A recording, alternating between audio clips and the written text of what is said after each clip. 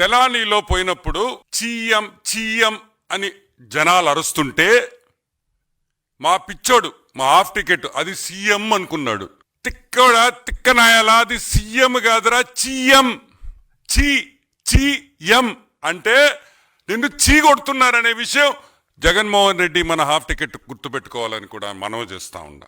ఆ రోజు బాబు గారిని ఏదంటే అది ఏది రోడ్లో కొట్టాలా, చంద్రబాబు గారిని రోడ్లో కొట్టాలా అనే మాట జగన్మోహన్ రెడ్డి నోట్లో నుంచి వచ్చింది. ఈరోజు నేను అడుగుతున్నా, చంద్రబాబు నాయుడు గారి మీద సిబిఎన్ గారి మీద ఉండే కేసులు 24. ఆ 24 కేసుల్లో 22 కేసులు నువ్వే పెట్టావు. నువ్వో మీ తండ్రి గారు ఎవరో మీరిద్దరే పెట్టారు. దాంట్లో 2 కేసులు మామూలు కేసులు, మిగతా అన్ని కావాలని పెట్టిన కేసులు అనే విషయం నీకు బాగా తెలుసు. ఏంది 22 కేసులు? ఉచిత ఇసుక ఇచ్చిన దానికి ఒక కేసు, సిబిఎన్ గారి మీద ఒక కేసు. పుంగనూరులో బాబు గారు దాడి చేయించారు. బాబు గారు పోయి పొంగనూరుకు పోయి హెలికాప్టర్లో పోయి ఆడ దాడి చేయించారు, అదొక కేసు. పబ్లిక్ మీటింగ్లో జనాల్ని ఇబ్బంది పెట్టాడు, అదొక కేసు. సభలో ఒక పబ్లిక్ మీటింగ్లో ఒక సభలో లౌడ్ స్పీకర్లు వాడారు, అది ఒక కేసు. తిక్క చాదస్తం కాకపోతే అసలు ఈ కేసులా? కరోనా మీద అవగాహన చేసిన దానికి సోషల్ మీడియాలో ఒక కేసు. ఇన్ని కేసులు పెట్టి బాబు గారి మీద దొంగ కేసులు పెట్టి ఎవరితో పోలుస్తాడు మా హాఫ్ టికెట్? పాయింట్ ఈస్, ఇక్కడ మీరందరూ అర్థం చేసుకోవాల్సింది ఏంటంటే ఎవరితో పోల్చాడు సిబిఎన్ గారిని? తెనాలిలో 3 రౌడీ షీటర్లతో పోలుస్తాడు. 3 రౌడీ షీటర్లు, పిల్లకాయలు. ఎవరో వాళ్ళ 3 పిల్లకాయలు, చిన్న చిన్న పిల్లలు అని ఈ తిక్కలోడు మాట్లాడతాడు జగన్మోహన్ రెడ్డి.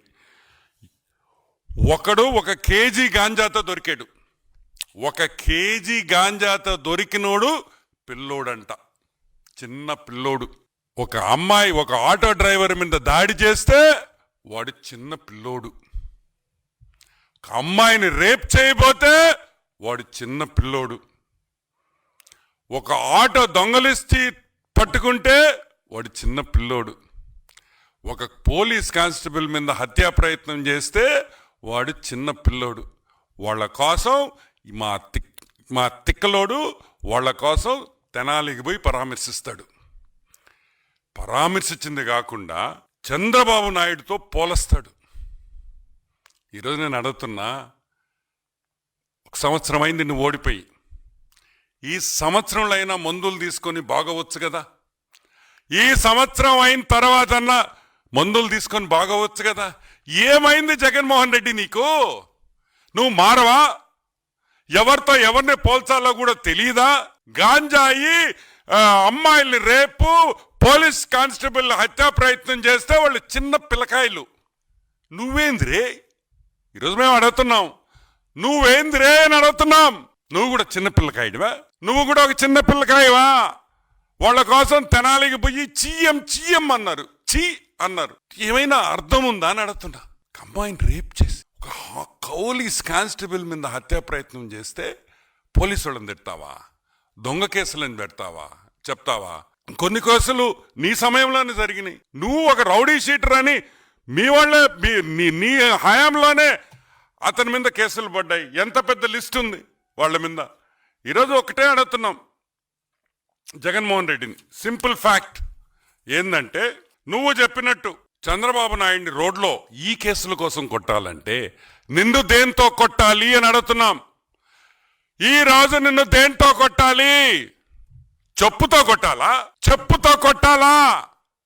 ఎందుకంటే 3 హీనుళ్ళు ముగ్గురు రౌడీ షీటర్లు, రేపులు, గంజాయి కేసుల్లో ఇరుక్కున్న వాళ్ళతో పోల్చి చంద్రబాబు నాయుడిని వాళ్ళలాగా లేడని చెప్పి రోడ్డు మీద వచ్చి కొట్టమంటావా బాబు గారిని?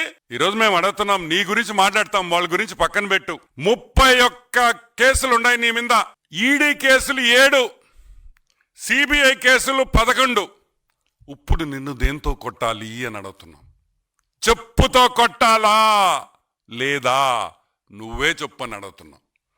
సరే, 3,452 3,452 టైమ్స్ నువ్వు కోర్టు అడ్జర్న్మెంట్ తీసుకున్నావు, కోర్టులో వాయిదాలు తీసుకున్నావు. దానికి నిన్ను చెప్పుతో కొట్టాలా? అది ఒక వరల్డ్ రికార్డ్. 3,452 సార్లు కోర్టు కేసుల్లో వాయిదా తెచ్చుకున్న ఏకైక మగాడు హాఫ్ టికెట్. అది మగోడు కాదు, ఏకైక హాఫ్ టికెట్ జగన్మోహన్ రెడ్డి అని కూడా నేను మనవి చేస్తా ఉన్నా. పెద్ద పెద్ద లాయర్లు పెట్టుకున్నాం. Who is who of the legal industry? Harish Salve, Abhishek Sanghvi, Mukul Rohatgi, ఇటువంటి పెద్ద పెద్ద లాయర్లు పెట్టుకొని ఈ రోజు నువ్వు జైల్లో నుంచి తప్పించుకొని కేసుల్లో ఈ రోజుకి కూడా ట్రయల్ చేయకుండా నువ్వు బయటపడుతున్నావంటే దేనివల్ల అని కూడా నేను మీకు ఎక్స్ప్లెయిన్ చేస్తా. ఒక్కొక్క లాయర్కి, నేను చెప్పిన పేర్లలో ఉండే లాయర్లు పెద్ద లాయర్లు అంటే సుప్రీంకోర్టు లాయర్లు, ఒక్కొక్కరికి 12 నుంచి 25 లక్షల వరకు ఫీజులు కట్టాలి. ఒక రోజుకి కాదు, ఒక గంటకి.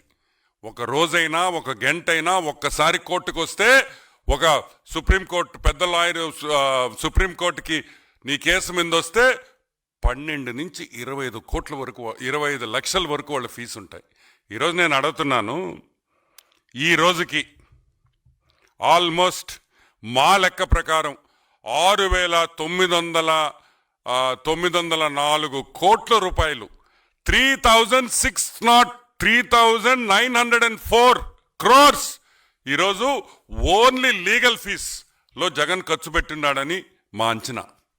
ఎందుకంటే ఈ రోజుకి ఈ కేసులు స్టార్ట్ అయ్యి 5,000 రోజులు అయింది. 5,000 రోజులు, ఒక రోజు 2 రోజులు కాదు. చిన్న కేసులో అరెస్ట్ చేస్తే కరెక్ట్గా సంవత్సరంన్నరలో కేసు తీర్పిచ్చేస్తా ఉన్నారు. ఈరోజు మేము అడుగుతున్నాం, 5,000 రోజులైంది జగన్మోహన్ రెడ్డి హాఫ్ టికెట్. ఈ రోజు కూడా నీ మీద వేసిన కేసుల్లో ఈరోజు ఒక్క విచారణ ఒక్క కేసులో కూడా జరగలేదు. అసలు ట్రయల్ మొదలే కాలేదు. దీనికి నిన్ను చెప్పుతో కొట్టాలా అని మేము అడుగుతున్నాం. డబ్బు అడ్డం పెట్టుకొని, అంటే జైల్లో ఉండకూడదు. జైలు తప్పించుకోవాలంటే ఈరోజు జగన్మోహన్ రెడ్డి 1,39,00,000 ఒక రోజుకి ఖర్చు అవుతా ఉంది.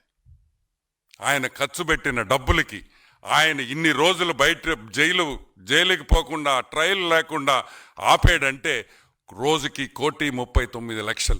పొద్దున్నే నిద్ర లేయంగానే 1,39,00,000 పక్కన పెట్టాల జైలు బయట ఉండాలంటే. ఇప్పుడు చెప్పు జగన్మోహన్ రెడ్డి, నిన్ను చెప్పుతో కొట్టాలా లేదా? నిన్ను చెప్పుతో కొట్టాలా లేదా అని మేము అడుగుతున్నాం. 5,000 రోజులు అంటే ఈ కేసు జరిగింది ఇప్పుడు ఆల్మోస్ట్ 2004 to 2009, 2004 నుంచి 2009లో ఈ కేసులు జరిగినాయి.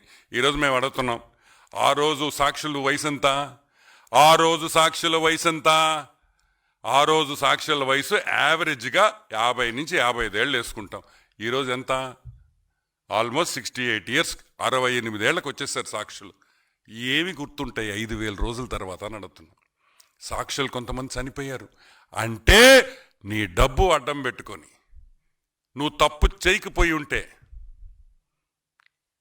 ఈ విధంగా నువ్వు ఇన్ని వాయిదాలు ఎందుకు వేసుకుంటావని ఈరోజు మేము ప్రశ్నిస్తున్నాం.